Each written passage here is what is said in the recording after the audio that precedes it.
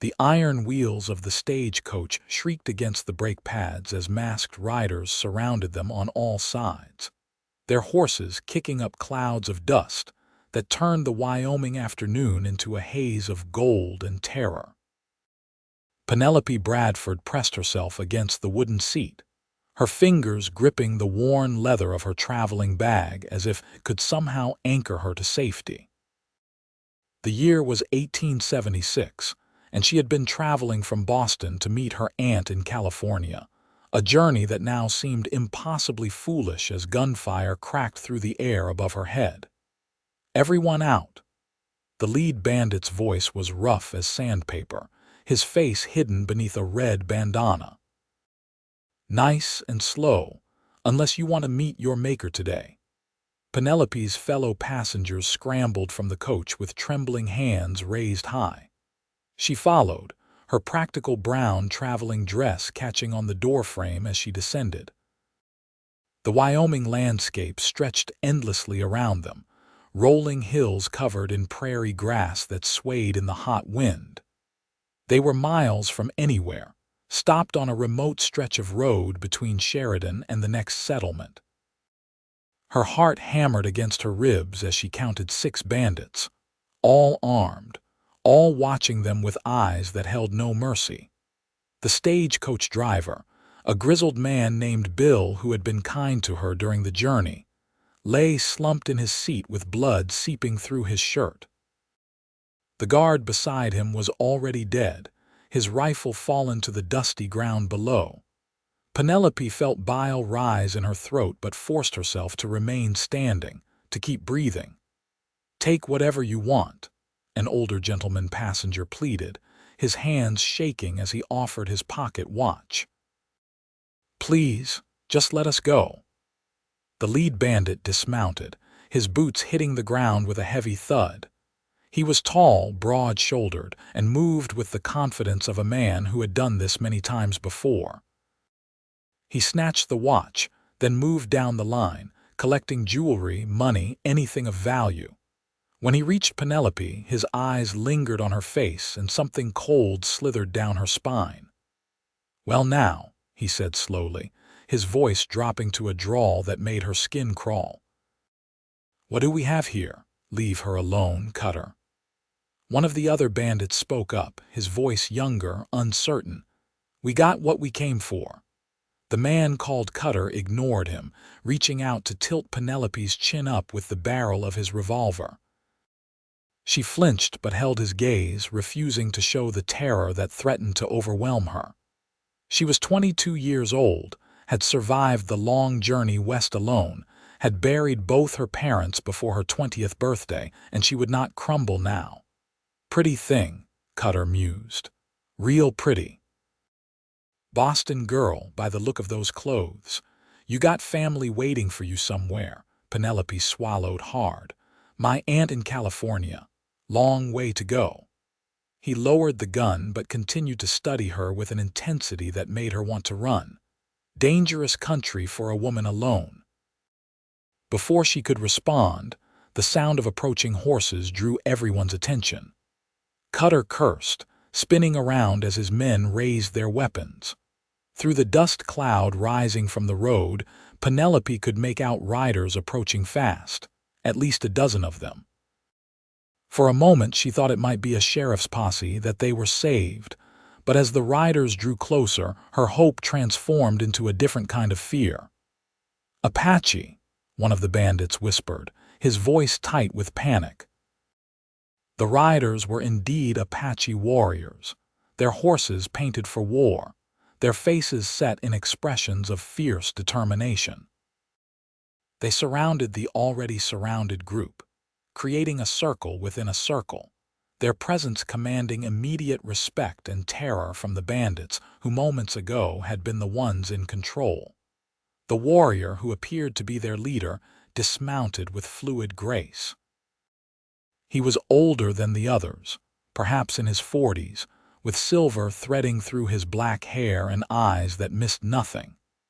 He spoke in Apache, his words sharp and authoritative, and several of his warriors moved forward to disarm the bandits without resistance. Penelope stood frozen, caught between two dangerous forces, uncertain which posed the greater threat.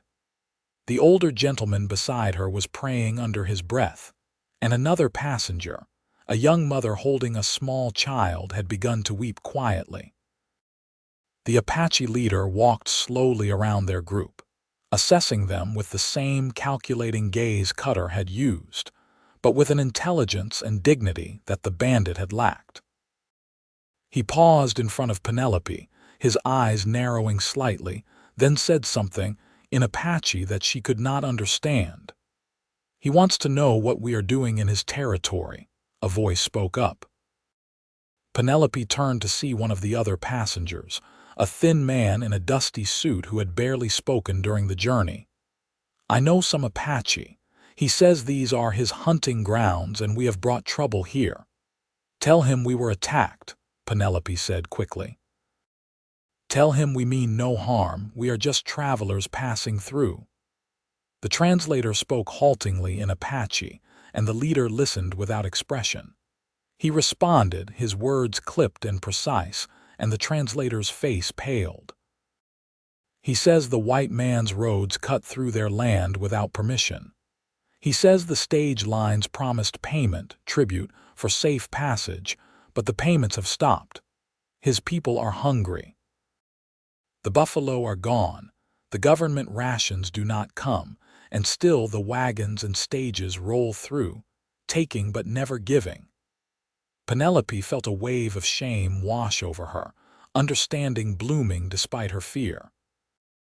She had heard of the Indian Wars, of broken treaties and forced relocations, but it had all seemed so distant in Boston, so removed from her daily life. Now, standing in the dust with death all around her, she understood that her ignorance did not absolve her of being part of a system that had taken everything from these people. "What does he want?" Cutter demanded, his bravado returning now that his guns had been taken. "What will it take for him to let us go?" The translator spoke again with the Apache leader, the conversation growing heated. Finally, the thin man turned back to the group, his face grave. "He says he will let the stage passengers go, but he wants compensation. Proof that we understand his people deserve respect and payment for passage through their land. We already gave everything to these damned bandits," the older gentleman protested. "We have nothing left." The Apache leader spoke again, his eyes fixed on Penelope.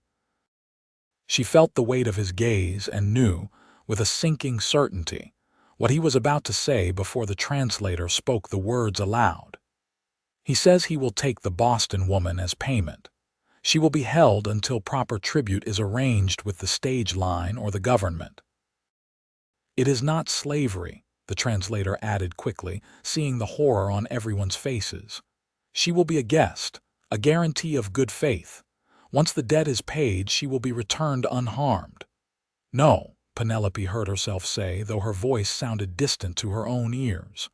"No, you cannot." "Better than dying here," Cutter laughed, though there was an edge to his voice. "Red man's camp or a grave, girl. Choose quick."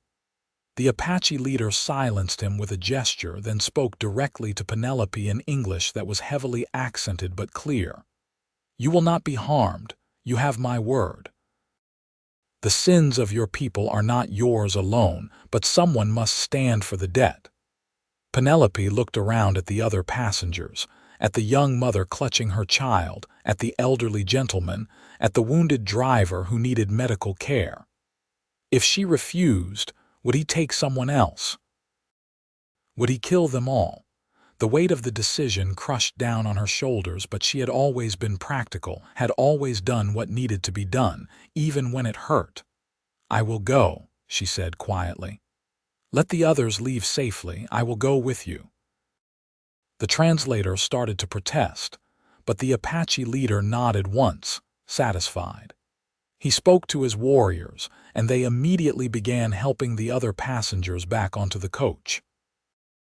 The wounded driver was tended to by one of the warriors who clearly had medical knowledge. His bleeding stopped and bandaged with surprising gentleness. The bandits were stripped of their weapons and horses, left to walk back to wherever they had come from. Their brief moment of power ended. As the stagecoach was prepared to depart, the young mother pressed a handkerchief into Penelope's hand. "God bless you," she whispered. "You saved our lives." Penelope wanted to argue that she had simply made an impossible choice, but the words would not come. She watched as the coach pulled away, dust rising in its wake, carrying away her last connection to the world she knew. The Apache leader brought forward a horse, a beautiful paint mare with intelligent eyes. "You ride?" he asked in his careful English. "Yes," Penelope answered. She had learned as a girl, though it had been some time since she had sat a horse.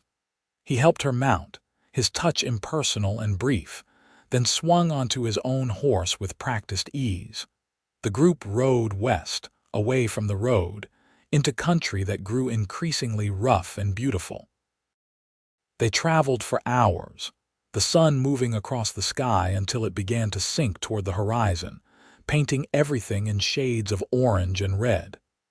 Penelope's body ached from the ride, her dress was coated in dust, and fear sat like a stone in her stomach, but she refused to complain or show weakness.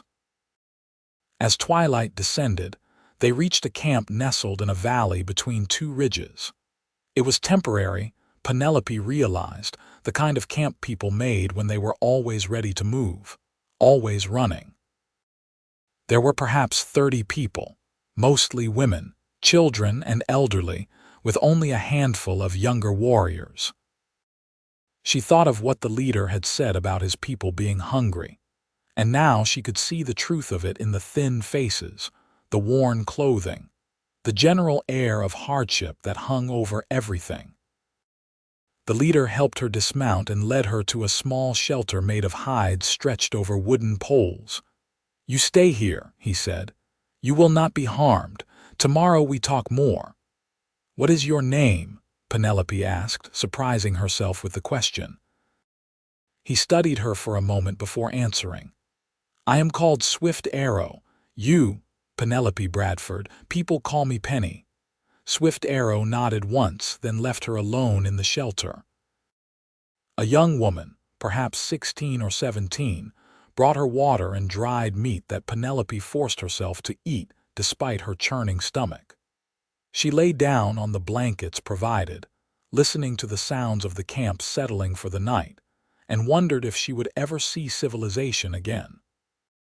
She wondered if anyone would even know where to look for her, or if she would simply become another story of someone lost in the Wild West, another cautionary tale told in the comfort of Eastern parlors. Sleep came fitfully, full of dreams that jerked her awake in the dark, her heart racing. But each time the camp remained quiet around her, and eventually exhaustion won over fear, pulling her into deeper sleep. She woke to the sound of voices arguing. Dawn light filtered through the hide walls, casting everything in a dim glow. Penelope sat up, her body stiff from the hard ground and the previous day's ride, and tried to make sense of the raised voices outside her shelter. The argument was in Apache, too fast for her to catch even if she had understood the language, but the tone was clear enough. Anger, frustration, disagreement. The hide flap pulled back and Swift Arrow entered, his expression troubled. "There is a problem," he said without preamble. "Some of my warriors say taking you was a mistake. They say the white men will come with soldiers, that we have brought war to our doorstep for nothing." "Will they?" Penelope asked. "Come with soldiers? Perhaps, perhaps not. Your people do not always value their women as they should, from what I have seen. But the young warriors are angry and afraid, and fear makes men dangerous." He sat down across from her, his movements weary. "I did not think this through as well as I should have. I was angry and I acted from anger, and now my people may suffer for it." Penelope saw something in his face that surprised her: regret, worry, the weight of leadership. He was not a savage monster as she had been taught to think of Indians. He was a man trying to protect his people with fewer and fewer options available to him. "What will you do?" she asked. "I do not know yet." He looked at her closely. "You are afraid, but you do not show it much. You have strength. That is good. You will need it." Before Penelope could respond, another voice called from outside, young and urgent. Swift Arrow rose quickly and left, leaving her alone with her thoughts. She could hear more voices now, many of them, and the sounds of the camp mobilizing. Something was happening. The young woman from the night before appeared, gesturing frantically for Penelope to follow. She did, emerging from the shelter into the early morning light to see everyone in the camp looking toward the eastern ridge. There, silhouetted against the rising sun, were riders, more Apache. Penelope asked. The young woman shook her head, her face grave. She spoke no English, but she pointed and made gestures that Penelope understood. White men coming. Swift Arrow was already organizing his warriors, his voice calm but commanding. He saw Penelope and strode over to her. "You will stay with the women and children. Whatever happens, stay with them." "Who is it?" Penelope asked. "Soldiers? I cannot tell yet. Perhaps the stage line sent men.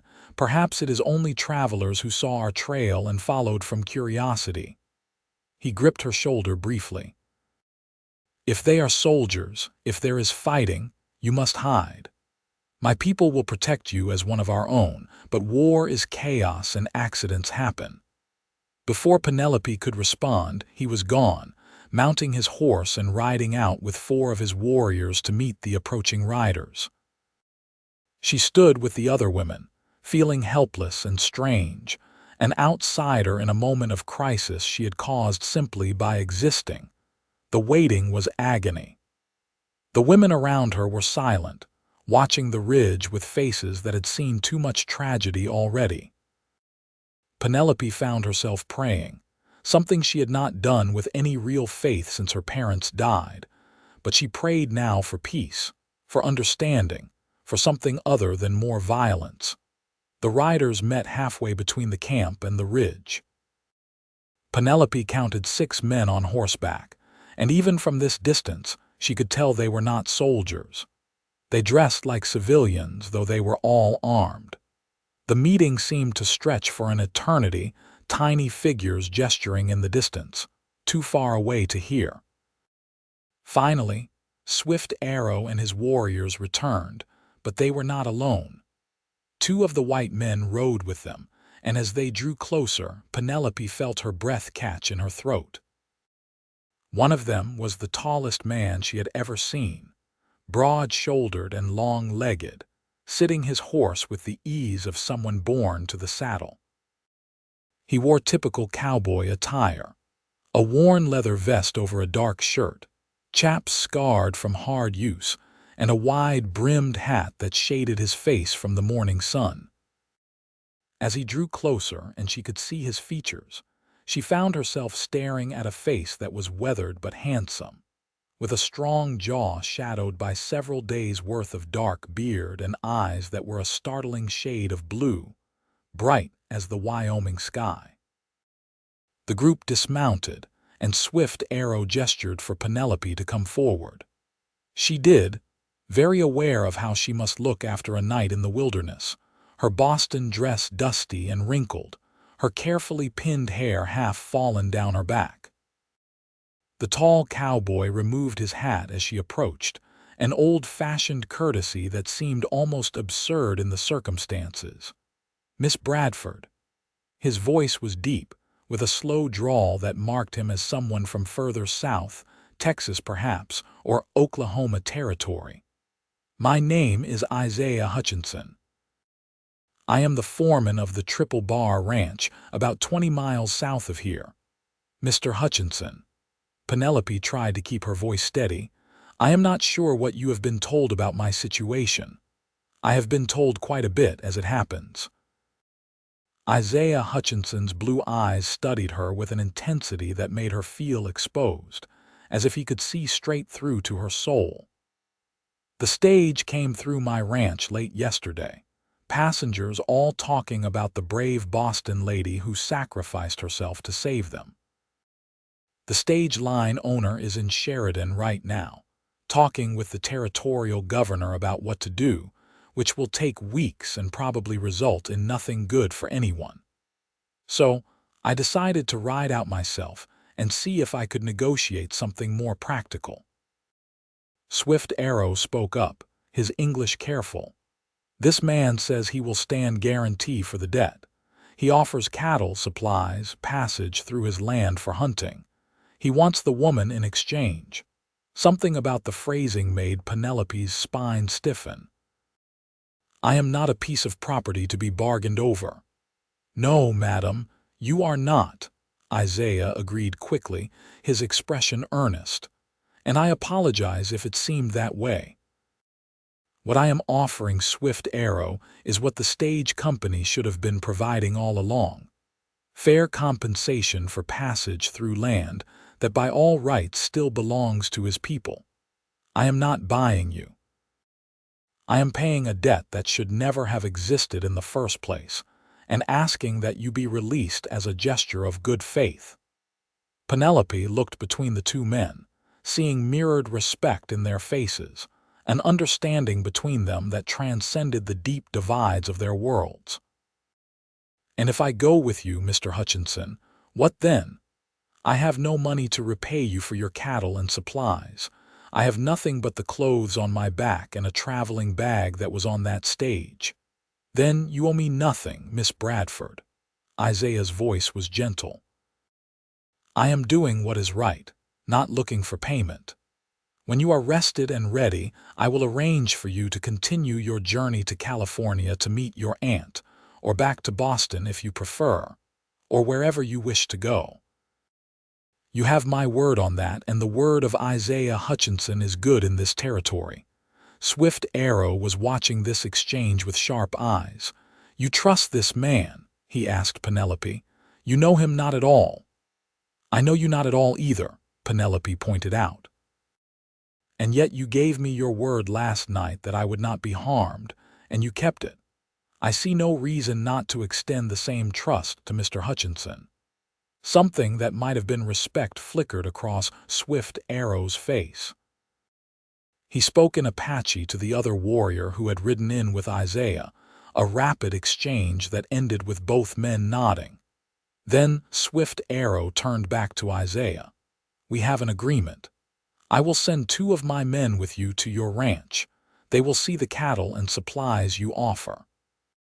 If all is as you say, the woman goes free. If you deceive me, there will be war between us. I do not deceive, Isaiah said simply. You will get everything I promised and more. I give you my word as well. The 2 men gripped forearms in a gesture that transcended culture, a promise made and acknowledged. Then Swift Arrow turned to Penelope, his expression softening slightly. You have courage, Boston woman. I am sorry you were caught in the struggle between our peoples.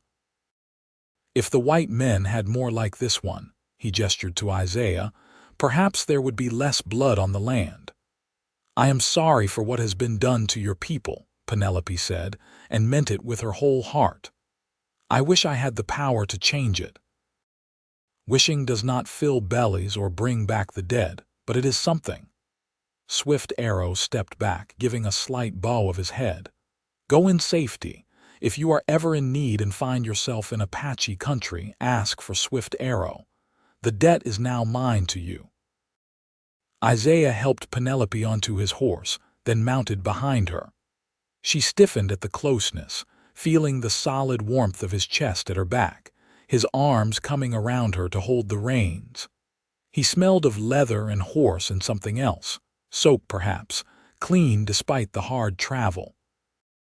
Easy, Miss Bradford, he said quietly, his voice close to her ear. It is about 4 hours' ride to the ranch, and you will be more comfortable if you do not hold yourself so rigid the entire way. I promise I am a gentleman. Penelope forced herself to relax slightly, leaning back against him. She was exhausted, she realized, the fear and stress of the last day and night catching up with her all at once. As the group rode out of the Apache camp, heading south across the open country, she found herself drifting in and out of a doze, lulled by the steady rhythm of the horse's gait and the surprising sense of safety she felt in Isaiah Hutchinson's arms. She woke fully when they stopped to water the horses at a small creek. Isaiah dismounted first, then helped her down with strong hands at her waist. Her legs nearly buckled, stiff from the long ride, and he steadied her with an arm around her shoulders. "You did well," he said approvingly. "A lot of Eastern ladies I have known would have been weeping and carrying on. You have got sand, Miss Bradford." "Sand?" Penelope felt a smile tug at her lips despite everything. "Is that a compliment in this part of the world? The highest?" He grinned, and the expression transformed his face from merely handsome to devastating. "Means you have got grit, courage, the stuff that sees a person through hard times. Then I suppose I should thank you, though I feel I should thank you for considerably more than the compliment." "You did not have to come for me, Mr. Hutchinson. You do not know me at all. Why did you?" Isaiah's smile faded, his expression growing serious. He looked out across the creek, the water running clear over smooth stones. "My mother was Apache," he said finally. "My father was a white man, a trapper who fell in love with her and married her proper in both his church and her traditions.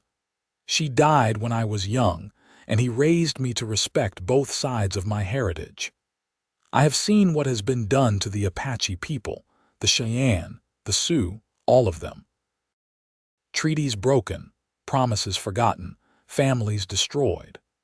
When I heard what happened on that stage, heard that swift arrow had taken you as guarantee for payment that should have been made freely, I knew this was a chance to do something right, to honor both sides of who I am."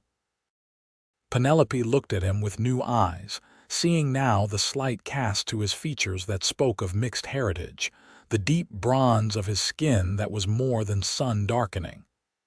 "That must have been difficult," she said softly. "Growing up between two worlds." "It was not easy," Isaiah admitted. "Still is not, truth be told. White folks do not quite trust me, Indians do not quite claim me. But I have built something for myself, made a place where I fit. The Triple Bar Ranch is mine, bought with money I earned working as a trail boss, driving cattle up from Texas. It is not the biggest spread in Wyoming, but it is mine, and I answer to no one but myself." "That sounds like a good life," Penelope said, and was surprised by the wistfulness in her own voice. "Could be better with the right company," Isaiah said, then seemed to catch himself. "Apologies, Miss Bradford. That was too forward of me." Before Penelope could respond, unsure what she would even say, the other rider with them called out that it was time to move on. They remounted, and Penelope found herself more aware than before of Isaiah's presence behind her, his words echoing in her mind. The Triple Bar Ranch appeared on the horizon as the sun reached its zenith, heat shimmering off the grasslands. It was larger than Penelope had expected. A main house built of solid logs and stone, a large barn, corrals, and several outbuildings all arranged in a neat compound. Cattle grazed on the hills beyond, dark shapes against the golden grass. As they rode into the yard, several ranch hands emerged from the barn and bunkhouse, looking at Penelope with undisguised curiosity. Isaiah dismounted and helped her down, keeping himself between her and the men in a protective gesture she found both touching and slightly amusing, given what she had just survived. "This is Miss Penelope Bradford," Isaiah announced to the gathered men. "She will be staying with us as our guest until arrangements can be made for her to continue her journey. I expect every one of you to treat her with the utmost respect. Is that understood?" A chorus of "Yes, boss," and "Yes, sir," answered him. The men were a rough-looking lot, weathered by sun and hard work, but their eyes held no threat, only curiosity and what looked like respect for their foreman. "Good. Now get back to work. Those fences will not mend themselves, and the herd in the north pasture needs moving to better grass." Isaiah turned to Penelope as the men dispersed. "I apologize for the accommodations.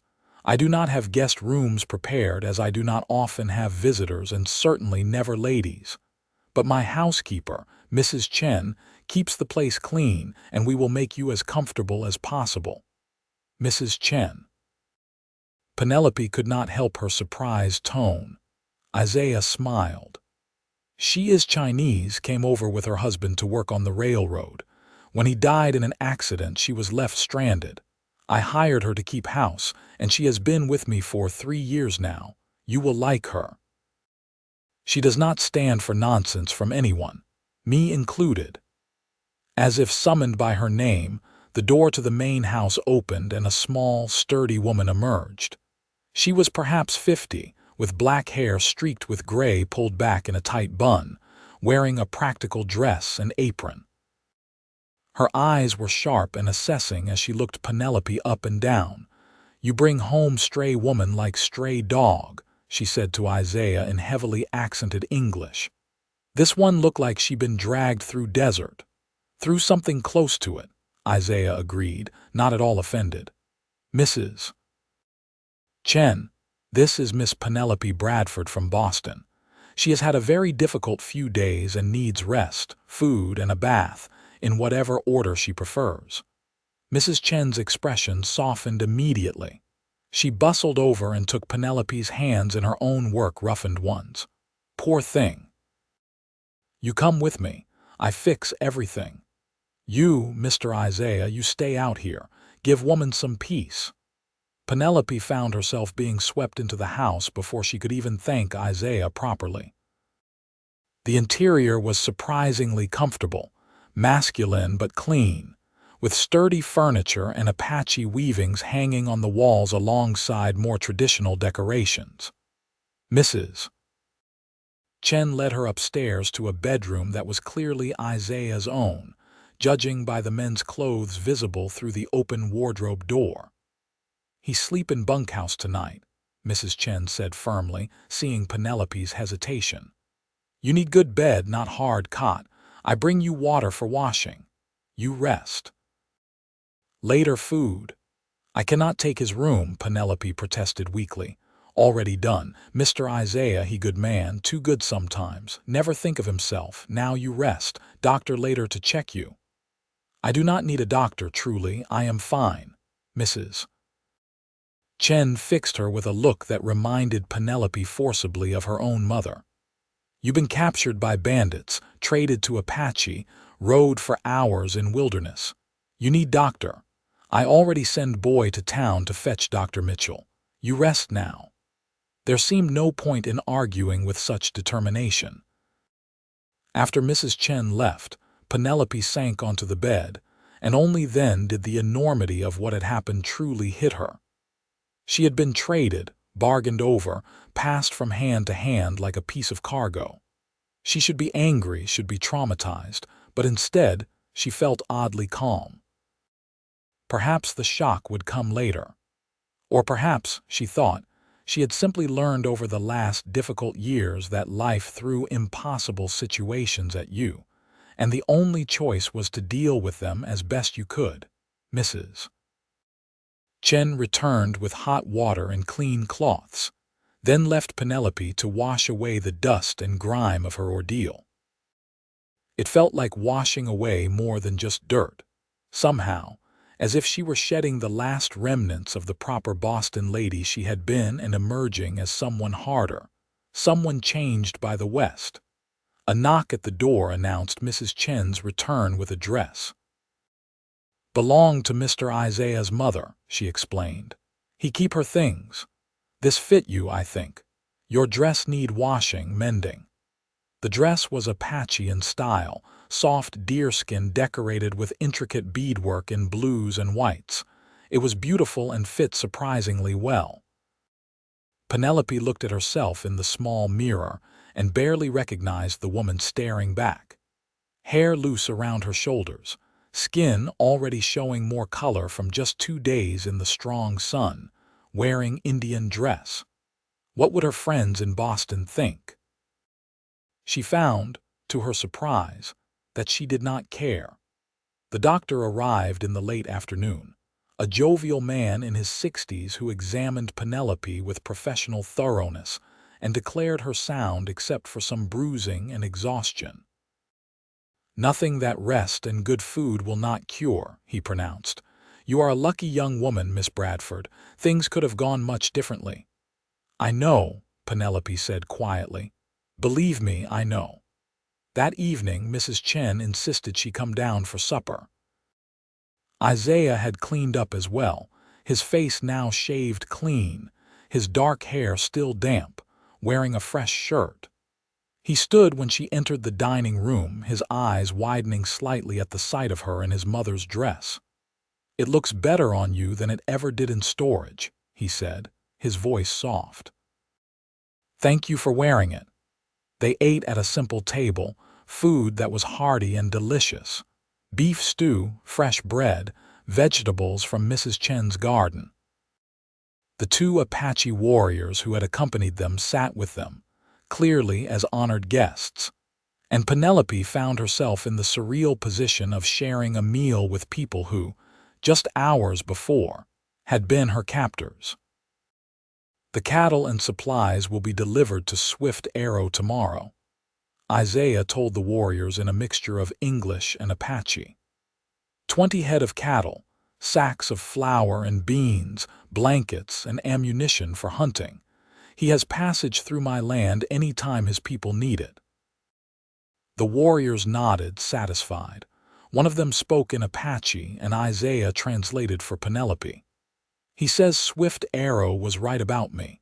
He says I am a man of honor, and there will be peace between his people and my ranch." "That is good," Penelope said, meaning it. "This land has seen too much conflict already." After dinner, Isaiah offered to show Penelope around the ranch, and she accepted gratefully, needing to move, to do something other than sit still with her thoughts. They walked through the gathering twilight, the air finally cooling after the heat of the day. "It is beautiful here," Penelope said, looking out at the vast expanse of land. "So different from Boston.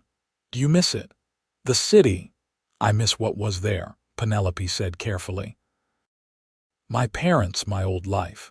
But that is gone now, has been gone for 2 years.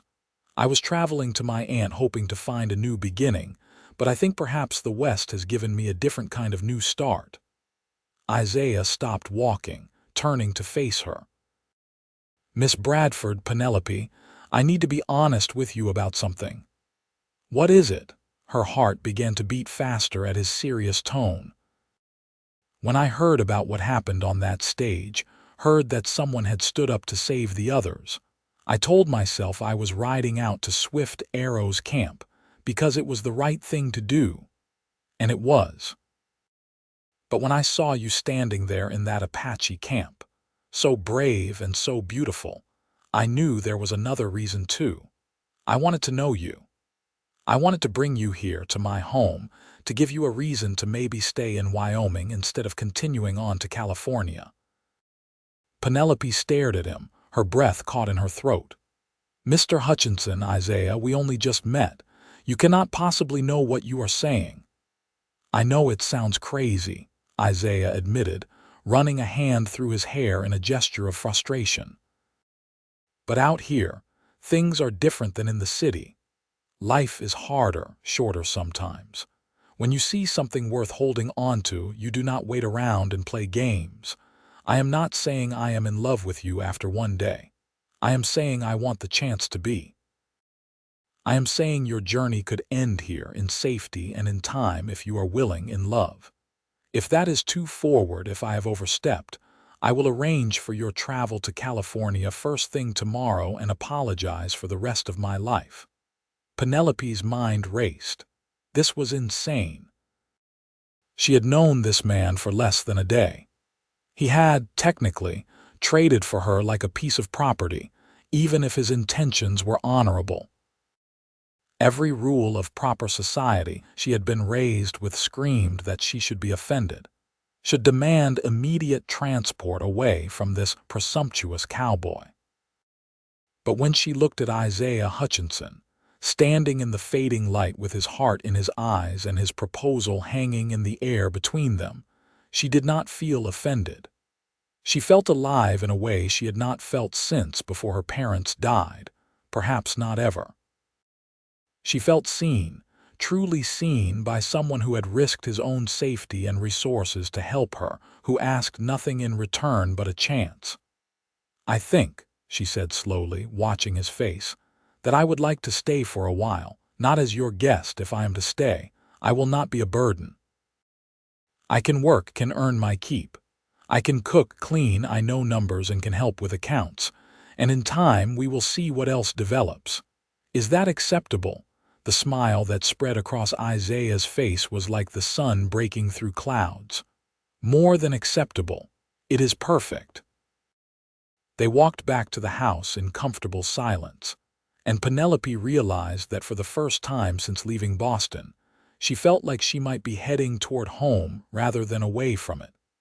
The next days settled into a routine that Penelope found surprisingly satisfying.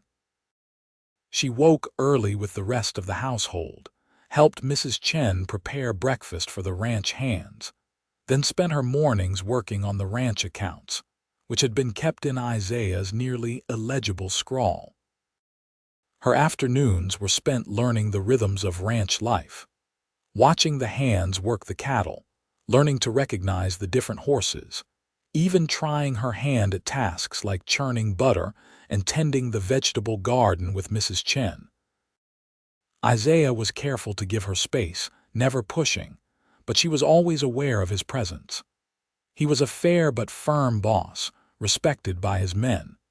He worked as hard as any of them, his shirt often soaked with sweat by midday as he mended fences, moved cattle, or broke green horses in the corral.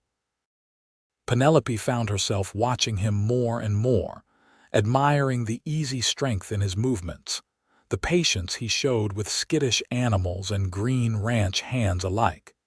In the evenings, they would sit on the porch after supper, talking as the stars emerged overhead. Isaiah told her about his childhood, about learning to rope and ride from his father, while his mother taught him tracking and survival skills, passed down through generations of Apache. He spoke of the pain of losing his mother to fever when he was only 10, then his father to a ranching accident 5 years later, left to make his own way in a world that did not quite know what to do with someone who straddled two cultures. Penelope shared her own story.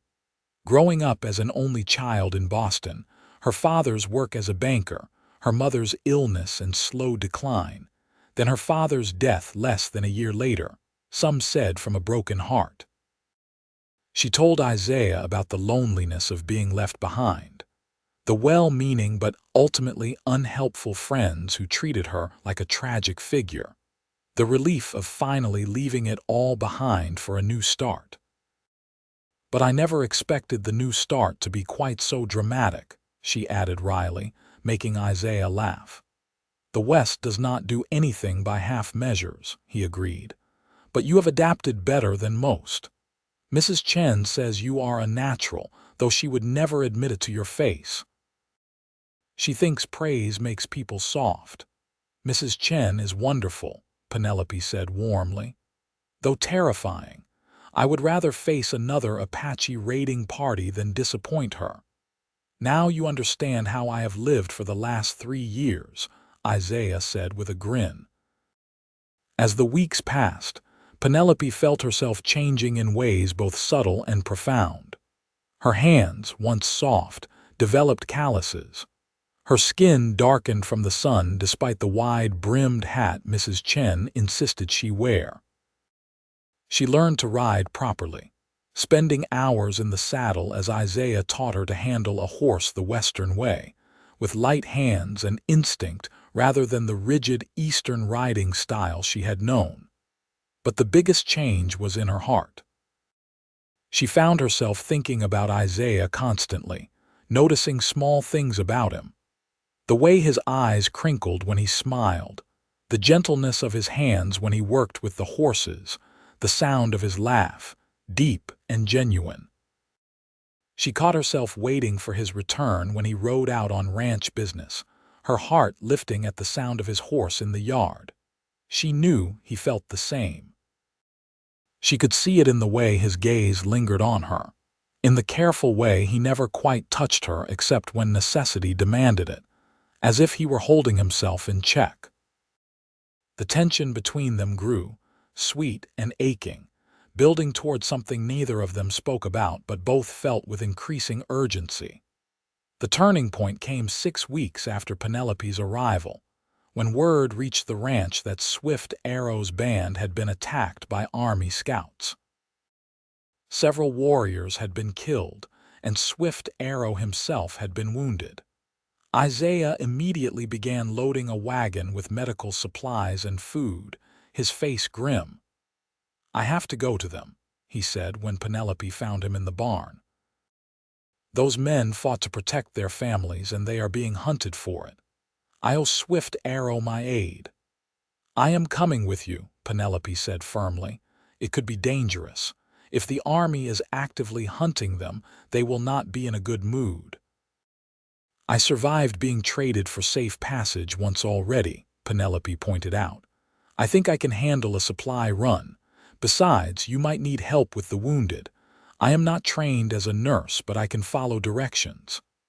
Isaiah looked at her for a long moment, then nodded. "All right. But you do exactly as I say when I say it." "Agreed, agreed." They rode out within the hour, the wagon loaded with everything Isaiah thought might be useful. He had sent a message ahead through contacts he trusted, and they met Swift Arrow's band at a rendezvous point deep in the hills, far from any trails or settlements. The Apache camp was in poor condition. Penelope could see it immediately. Too many wounded, not enough supplies, everyone looking haggard and afraid. Swift Arrow lay in a shelter, his shoulder bandaged but blood seeping through. His face was gray with pain, but he smiled when he saw Isaiah and Penelope. "The cowboy with the good heart returns," he said weakly, "and he brings the Boston woman. I am glad to see you safe and well." "I am here thanks to you and Isaiah both," Penelope said, kneeling beside him. "Let me look at that wound. I have clean bandages and whiskey to clean it properly." For the next several hours, Penelope and Isaiah worked side by side, tending to the wounded, distributing supplies, offering what comfort they could. One young warrior had a bullet lodged in his leg that had to be extracted, and Penelope found reserves of strength she had not known she possessed as she helped Isaiah perform the crude surgery. Her hands did not shake as she cleaned and bandaged. Her voice stayed calm as she spoke soothing words in a mixture of English and the few Apache phrases she had learned from Isaiah. As night fell, Isaiah and Swift Arrow talked by the fire. Penelope, exhausted from the day's work, sat nearby and listened. "They say we are raiders, criminals," Swift Arrow said bitterly. "But we only tried to hunt deer on land that was ours before the white men came. The soldiers attacked us without warning, without provocation. 7 of my warriors are dead, and for what? For trying to feed our families." "I am sorry," Isaiah said simply. "I wish I could do more. You do more than most. You treat us as human, as equals. That alone is rare." Swift Arrow looked over at Penelope. "You have found happiness with the Boston woman, I think." "I have found something," Isaiah admitted quietly. "What it becomes is up to her. She looks at you the way my wife looked at me before she was killed by soldiers 2 winters ago. Do not wait, my friend. Life is too short and too hard to waste on waiting." The journey back to the ranch was quiet, both of them lost in thought. As they pulled into the yard well after dark, Isaiah helped Penelope down from the wagon seat. His hands lingered at her waist and she looked up at him, seeing her own feelings mirrored in his eyes. "Swift Arrow was right," Isaiah said softly. "Life is too short. Penelope, these past weeks with you here have been the happiest I have known. You have brought light to this place, to my life. I know it has not been long. I know by all rights we should wait, should be proper, but I cannot hold back any more. I love you. I think I started loving you the moment I saw you standing so brave in that Apache camp. Marry me, please. Let your journey truly end here with me in safety and love." Penelope's heart felt too large for her chest, full to bursting with emotions she had thought lost to her forever. She reached up and cupped Isaiah's face in her hands, feeling the rasp of his beard, the warmth of his skin. "Yes," she whispered. "Yes, Isaiah, I will marry you. I love you too. I think I have loved you since you promised to be a gentleman during that first ride to the ranch, and then proceeded to be exactly that, and so much more. My journey does end here, and I could not be happier about where it has brought me." Isaiah's kiss was gentle at first, then deepening as she pressed closer to him, pouring all her feelings into it. When they finally pulled apart, both breathless, he rested his forehead against hers. "I will make you happy," he promised. "I swear it." "You already have," Penelope said. They were married 3 weeks later in Sheridan, in a small church with Mrs. Chen and a dozen ranch hands as witnesses. Penelope wore a dress Mrs. Chen had helped her sew, white muslin trimmed with some of the beadwork from Isaiah's mother's dress. Isaiah wore his best suit, looking uncomfortable but handsome in the formal clothes. Swift Arrow could not attend, still in hiding from the army, but he sent a gift, a beautiful woven blanket that Penelope treasured. The party at the ranch afterward was joyful and loud, with music from a fiddle player, dancing, and more food than Mrs. Chen had ever prepared for one meal. The ranch hands treated Penelope with genuine affection, clearly pleased that their boss had found happiness. Toasts were drunk, blessings were given, and as the sun set, Isaiah and Penelope finally escaped to the house, to the bedroom that was now truly theirs together. That night, in the darkness of their room, Isaiah was patient and gentle, guiding Penelope through the mysteries of marriage with care and love. She had been nervous, as any bride would be, but his tenderness eased her fears. He was in no hurry, taking time to show her pleasure, to learn her body as she learned his. When they finally came together completely, it was with a sense of rightness that transcended the physical, a joining of not just bodies but hearts and futures. Afterward, lying in Isaiah's arms with her head on his chest, listening to the steady beat of his heart, Penelope felt a peace she had never known. This was home, she realized. Not a place, but a person. This man who had traded for her safe passage, who had said her journey would end in safety and love, had been right. "What are you thinking?" Isaiah asked, his hand stroking lazily up and down her back. "That I am exactly where I am supposed to be," Penelope said. "That everything that happened, all the fear and uncertainty, led me to you. I would not change any of it. Not even the part where you were captured by bandits and traded to Apache raiders. Not even that." Penelope propped herself up on one elbow to look at him. "Because it brought me you. It brought me this life. It brought me home." Isaiah pulled her down for a long, sweet kiss. "You are home," he agreed, "and I am never letting you go." The first year of marriage was full of adjustments and learning. Penelope took over running the household completely, giving Mrs. Chen more time to focus on the cooking and garden she loved. She continued managing the ranch accounts and proved to have a good head for business, suggesting innovations that saved money and improved efficiency. Isaiah deferred to her judgment on these matters, treating her as a true partner rather than just a wife. The ranch prospered. Isaiah's reputation for fair dealing and his connections with the Apache bands in the area gave the Triple Bar a stability that other ranches lacked. While neighboring spreads dealt with constant conflicts and theft, the Apache left Isaiah's cattle alone and even warned him of potential trouble. In return, he provided supplies when he could and safe passage through his land for hunting parties. Life was not without difficulties. There were droughts and hard winters, cattle lost to predators and disease, injuries and close calls. In their second year of marriage, Isaiah was thrown from a particularly ornery horse and broke 2 ribs, confined to bed for weeks while Penelope ran the ranch with the help of the hands. It was during that forced rest that they talked seriously about the future. "I want children," Penelope said one evening as she changed his bandages. "I want to fill this house with a family."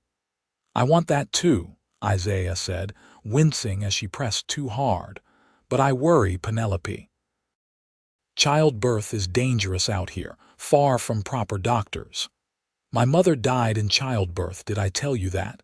The baby too. I was young, but I remember. I could not bear to lose you that way."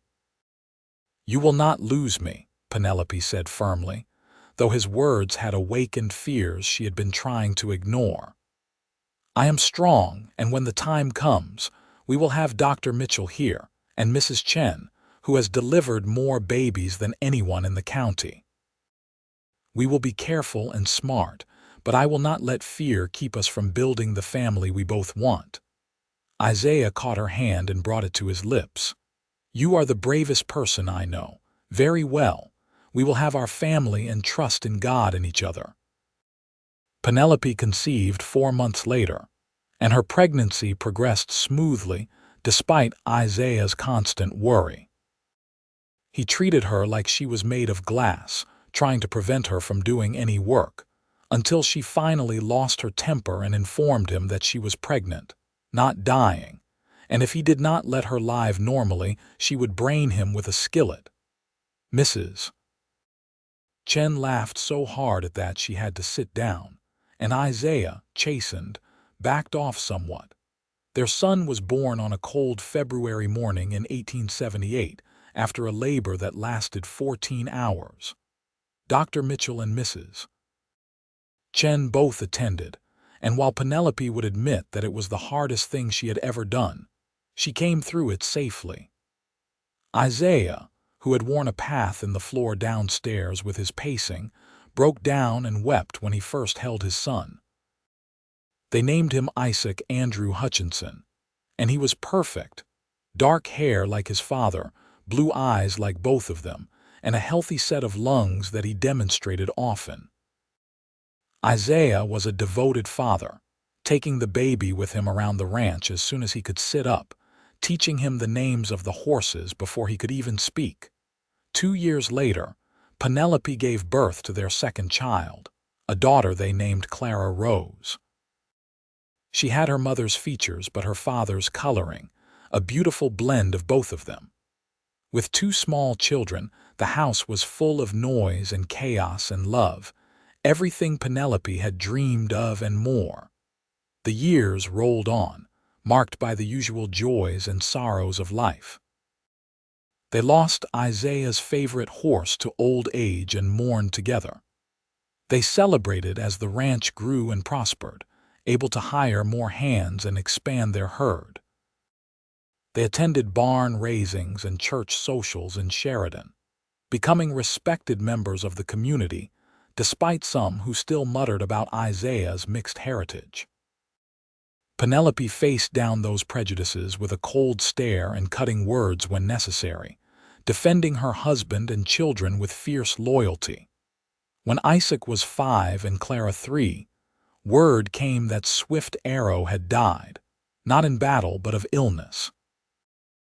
Isaiah rode out alone to attend the Apache mourning ceremony, and when he returned, he was quiet for days, grieving the loss of a friend who had bridged 2 worlds with him.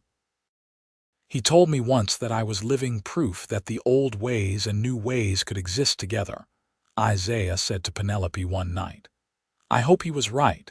I hope our children can grow up in a world that is kinder than the one he knew.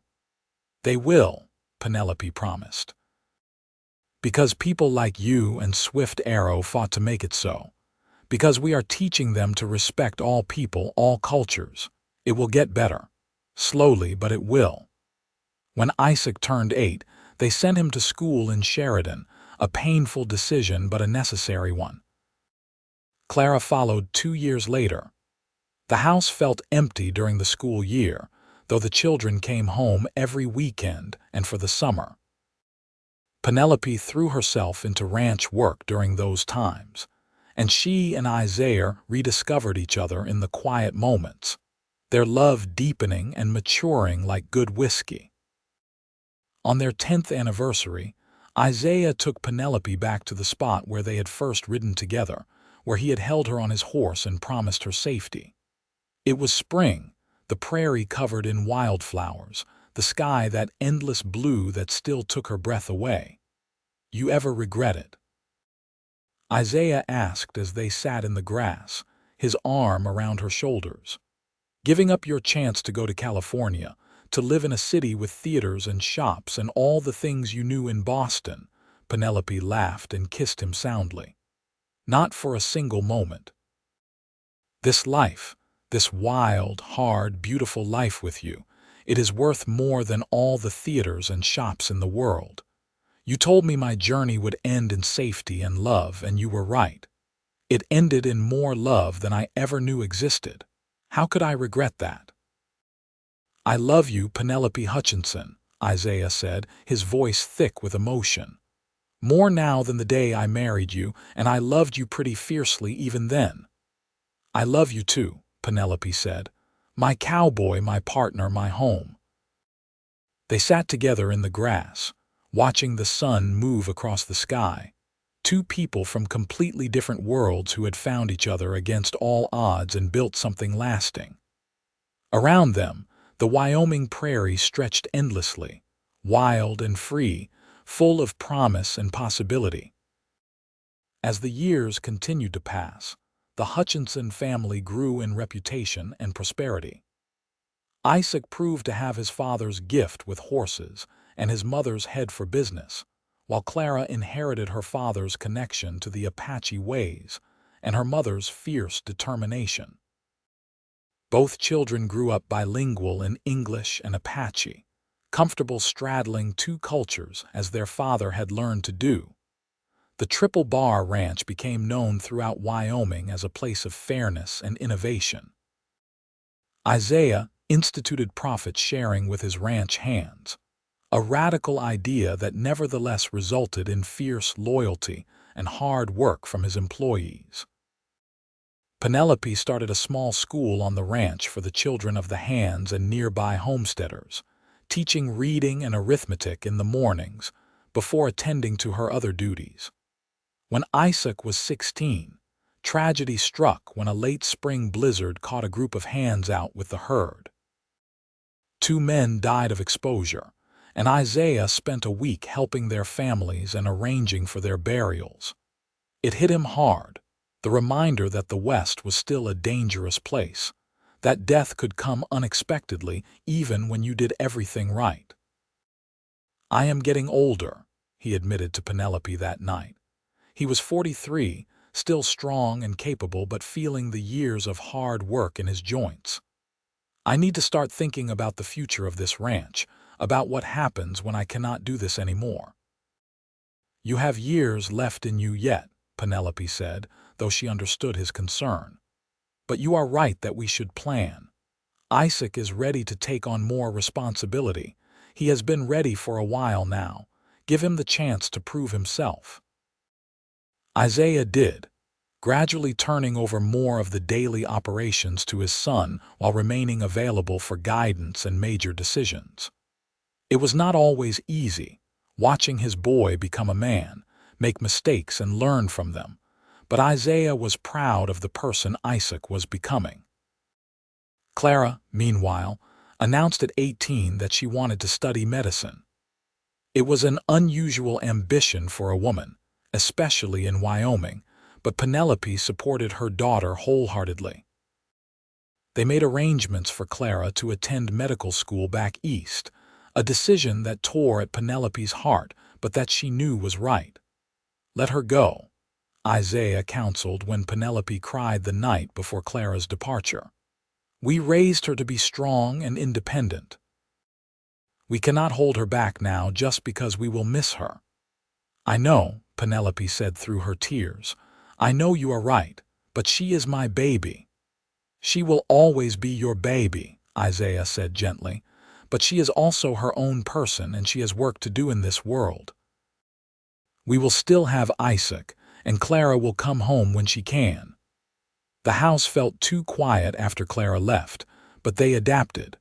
Penelope threw herself into the ranch school, which had grown to over 20 children. Isaiah continued working the ranch with Isaac, teaching him everything he knew about the land, the cattle, the delicate balance of relationships with neighboring ranches and Apache bands.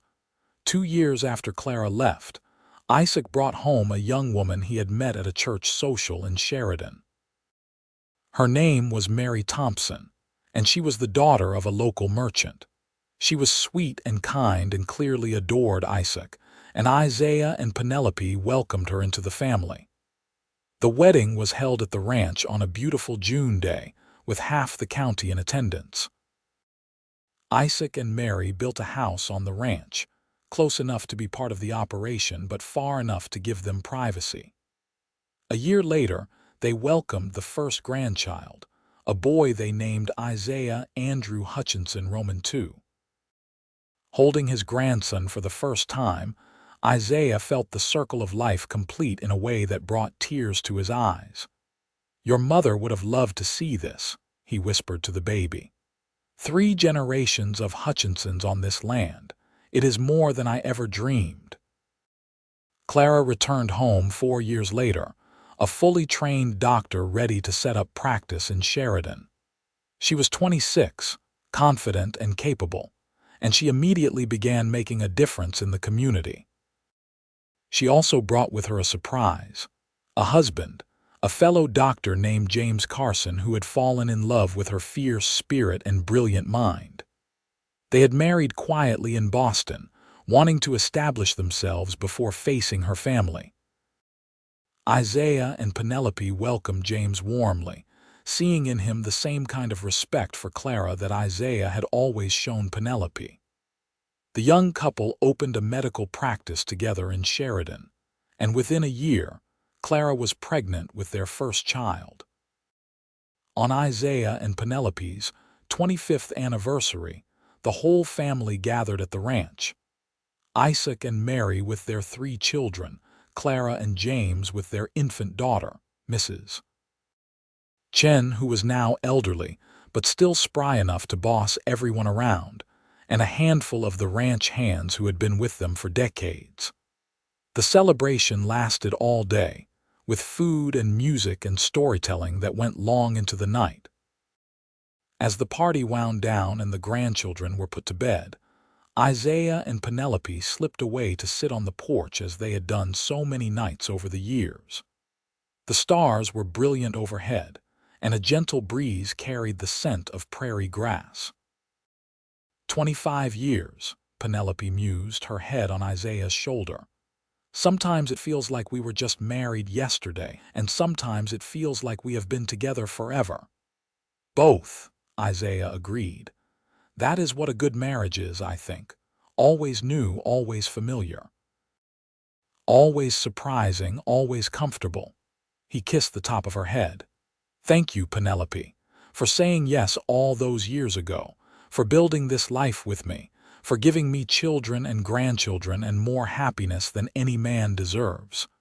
"We deserved each other," Penelope corrected. "We both fought hard to get here, and we built something worth fighting for. I would do it all again, Isaiah. Every moment." They sat in comfortable silence, watching the night deepen around them.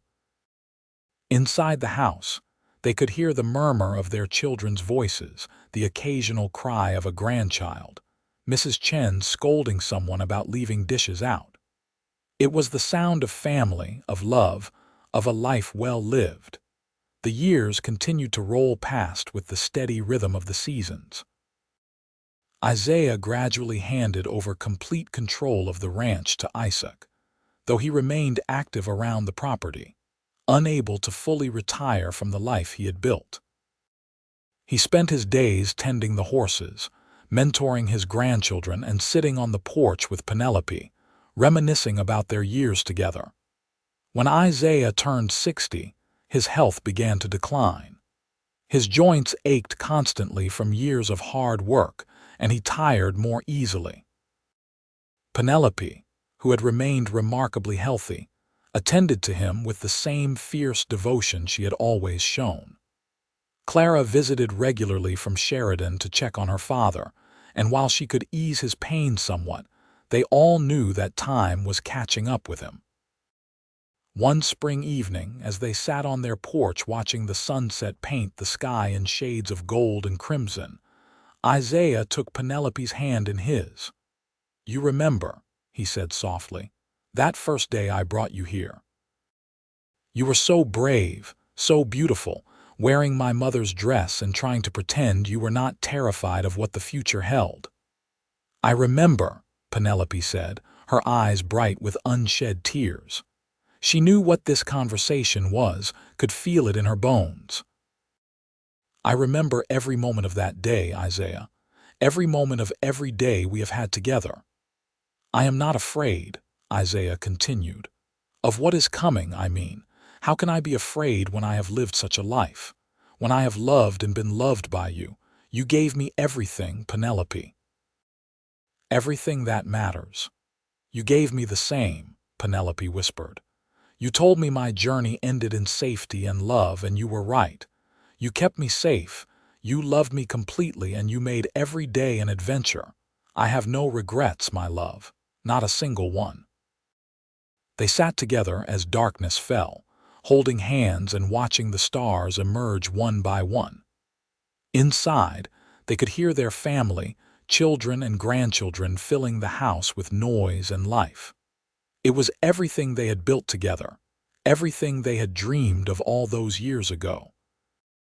Isaiah died peacefully in his sleep 2 weeks later, with Penelope beside him and his family in the house around him. He was 62 years old, and he had lived every one of those years to the fullest. The funeral was attended by hundreds. Ranch hands from across the territory, Apache leaders who remembered his fairness and respect, townsfolk from Sheridan who had benefited from his generosity, and family who mourned the loss of a man who had been the foundation of their world. Penelope stood dry-eyed through the ceremony, her hand firmly in Isaac's, drawing strength from her son and daughter who stood on either side of her. She did not cry until later that night, alone in the bedroom she had shared with Isaiah for over 3 decades, finally allowing herself to feel the full weight of her loss. But even in her grief, she knew she had been blessed. How many people, she thought, got to experience the kind of love she and Isaiah had shared? How many got to build a life so full of purpose and meaning? He had promised her safety and love, and he had delivered both in abundance. Now, it was her job to honor that gift by continuing to live fully, to be present for her children and grandchildren, to carry forward the legacy they had built together. Penelope lived for another 15 years after Isaiah's death, remaining active and engaged with the ranch and her family. She expanded the school, began writing down the history of the ranch, and the stories Isaiah had told her of his Apache heritage, and delighted in watching her grandchildren grow into strong, capable adults. She spoke often of Isaiah, keeping his memory alive for the youngest grandchildren who had never known him, making sure they understood the kind of man their grandfather had been. When she finally passed at the age of 79, peacefully in her sleep just as Isaiah had, she was surrounded by 3 generations of family who had all benefited from the choices she and Isaiah had made so many years ago. The ranch, now run by Isaac with help from two of his own sons, was thriving. Clara had built a successful medical practice and trained several younger doctors to continue her work. The grandchildren were scattered across Wyoming and beyond, but they all carried within them the values their grandparents had instilled: respect for all people, courage in the face of hardship, and the knowledge that love, when given freely and received gratefully, was the greatest adventure of all. They buried Penelope beside Isaiah on a hill overlooking the ranch, under the vast Wyoming sky they had both loved. The headstone was simple: Penelope Bradford Hutchinson, beloved wife, mother, and grandmother. But those who knew her story, who understood what she had survived and built, knew that those simple words contained multitudes. Because Penelope's journey, which had begun so long ago on a dusty road when masked bandits had surrounded her stagecoach, truly had ended in safety and love. Not just for her, but for all the lives she and Isaiah had touched, all the people who had benefited from their courage and compassion. Their love story, born in the Wild West during a moment of danger and uncertainty, had become a legacy that would endure for generations. A testament to the power of taking chances, honoring promises, and believing that even the most unlikely encounters could lead to something beautiful. The Triple Bar Ranch continues to this day, still in the Hutchinson family, still operating on the principles Isaiah and Penelope established over a century ago.